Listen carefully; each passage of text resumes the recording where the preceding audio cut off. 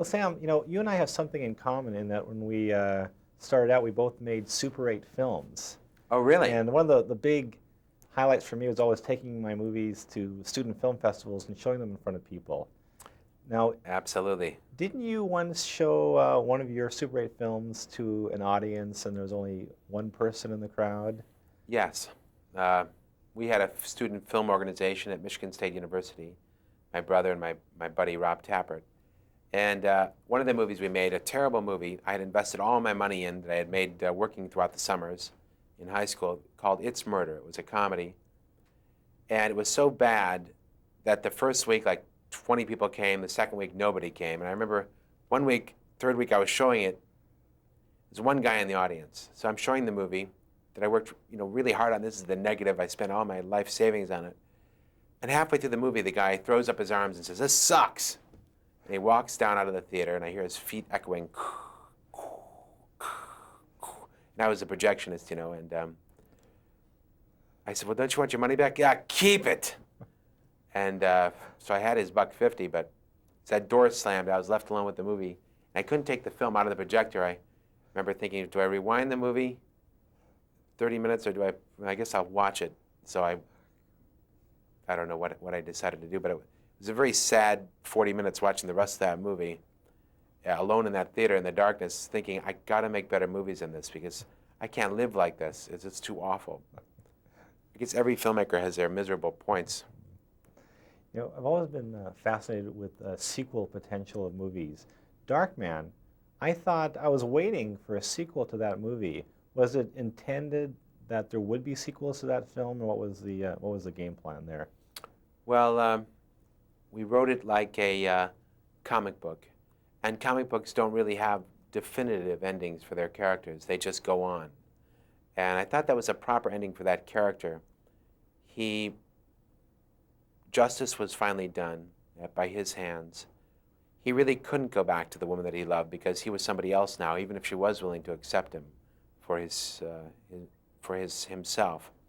But he had changed, so that was the end of the story, was for him to go on.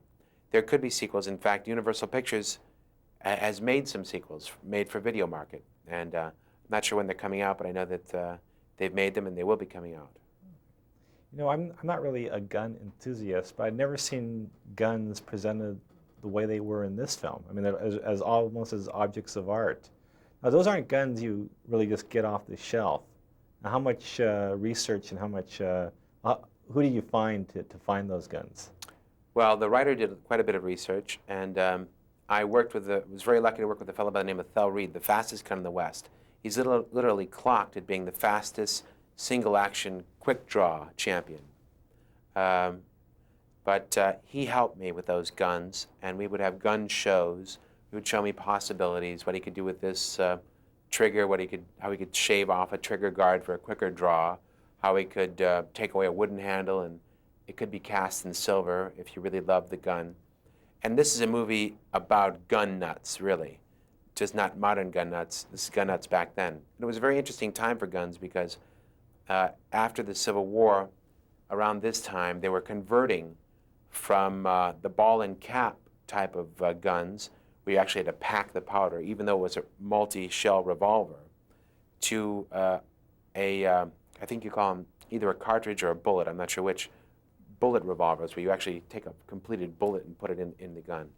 So you had ball and cap, you had conversion guns, which were guns that were ball and cap made into single action, and then you had single action revolvers similar to today, except today they're double action revolvers. This movie has some just great gunfight scenes. Very original the way they're portrayed. Did you find yourself going back to some classical westerns and just reviewing how they did gunfights? I saw about 4 or 5 westerns I rented before making this movie because I wanted to familiarize myself with the difference between what the audience expected to see and what would be a cliche versus a tradition, what they wanted to see and should be in the movie. I didn't really study the gunfights. I went about them very specifically, trying to make them interesting visually and different from one another, because there are so many in this movie. And hopefully we were successful.